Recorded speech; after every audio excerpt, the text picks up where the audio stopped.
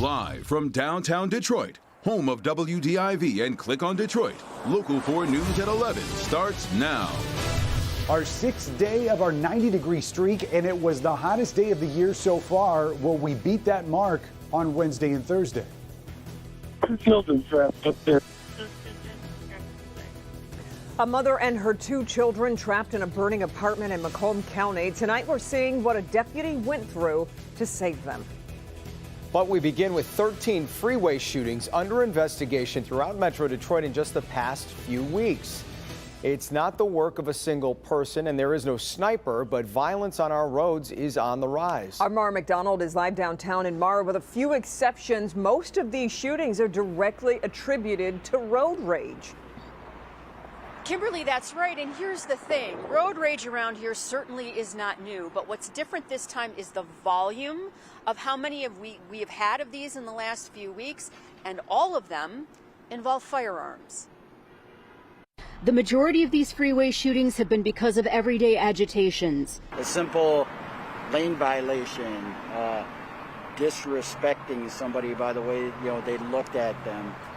Maybe cut them off, maybe going too fast, maybe going too slow, maybe doing one of those things that made them decide that they needed to pull out a handgun and fire around at somebody. Only 2 of the 13 shootings have been domestic. Most of these are strangers who think pulling out a gun to show your displeasure at someone's driving is somehow normal. Just this evening, Detroit police were out on the Davison near 75 for the 13th shooting. The driver who was shot at didn't want his face shown, but gives you an idea how it all started. I was on 75 between 7 Mile and 8 Mile, and a guy was behind me, and he was at a high rate of speed, and he got up on me. He couldn't get by because, it's construction. This man says the other driver tried to squeeze through and sideswiped his car, but then pulled over and told him to follow him. That's when he says it came to shots, and virtually all of the accused shooters had illegal firearms. We haven't had this many road rage incidents without firearms, let alone with firearms. We haven't seen things like this where people are just mad about something. Back here live, the word from MSP tonight is just let it go. It's not worth trying to shoot somebody or potentially killing somebody because they cut you off in traffic. So far, the numbers look like this. 12 of these incidents have been in Wayne County, 1 in Oakland. We're live downtown tonight. I'm Mara McDonald. Back to you. All right, Mara. Parts of Metro Detroit hit with storms tonight on what turned out to be the hottest day of the year so far. Yeah, we got nearly 20,000 power outages, mainly in Oakland County. This is video from Royal Oak, where there are a lot of downed trees and wires. We're also seeing a lot of outages in Southfield, Clawson, as well as Madison Heights. And Ben, as we bring you in, these storms rolled in real fast tonight. Yeah, at least in a couple spots, guys. For the most part, these were innocuous, but right there in Oakland County, these things really got strong. We'll pick it up here at 6:45. You probably noticed this line, this boundary that went through first, that probably brought those gusts up. But check a look at this area, this thunderstorm right there in Farmington Hills. Just watch it blow up as it moves down 696 and starts to expand towards Berkeley, Royal Oak, and Clawson. Now we're going to go to Storm Tracker 4's wind detector and get an exclusive look at those wind fields. Watch those bright green areas just show up and then disappear as quickly as they showed up. And that's what brought down trees and power lines there in parts of Oakland County. This is a live look at Storm Tracker 4 right now, and you can see that there still are thunderstorms down there in our south zone exiting down towards the lake.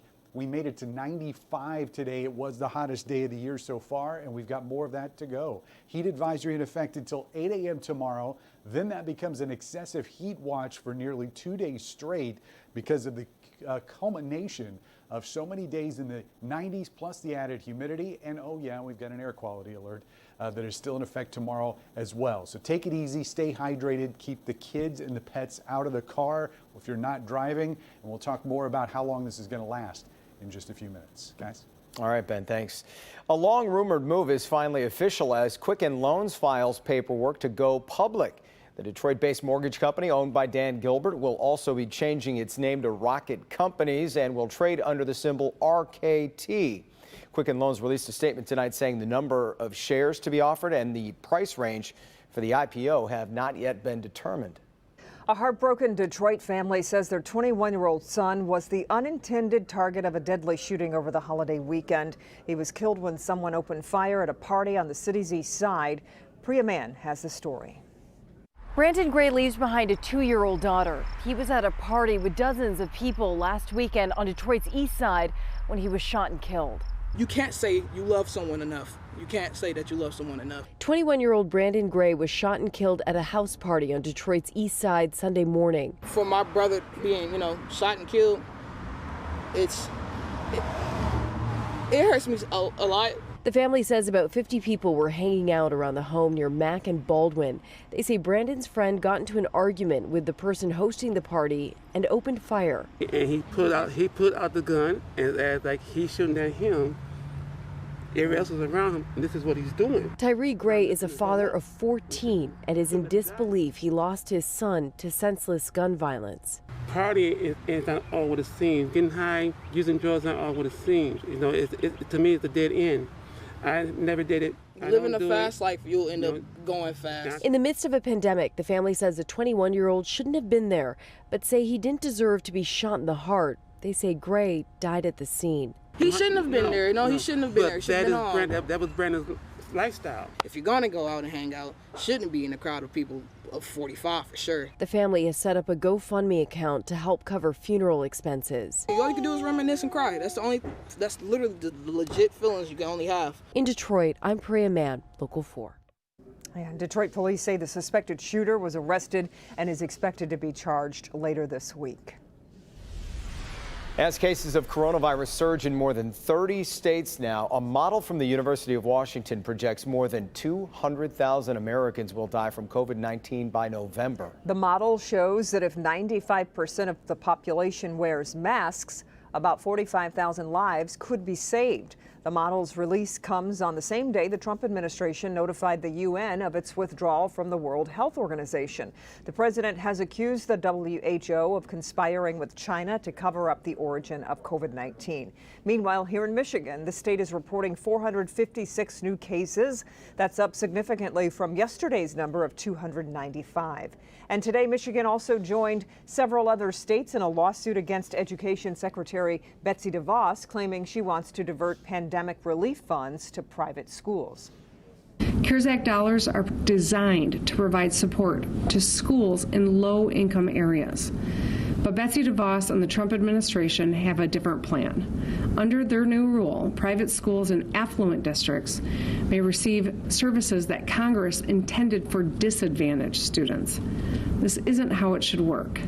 This is a virus that has had a disproportionate impact on low-income communities and communities of color.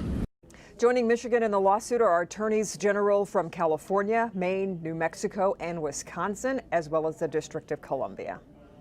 Police in Trenton are trying to track down a woman after a human skull is found in a backyard fire pit there. The home used to be owned by Mark Eberly, who was killed in a shootout with police last month in Tennessee. Last night, the new owners found the skull on the property.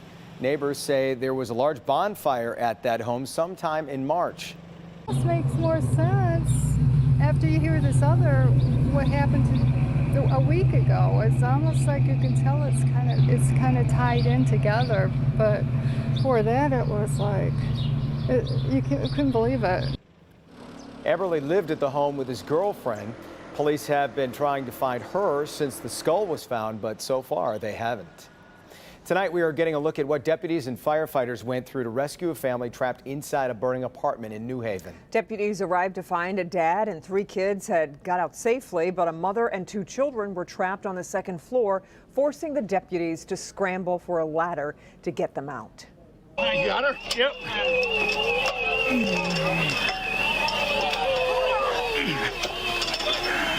It's okay, sweetie. We got you. We got you, sweetie. We got you. Just incredible. The 2-year-old little girl, along with her sister and mother, were all brought out from the 2nd floor window.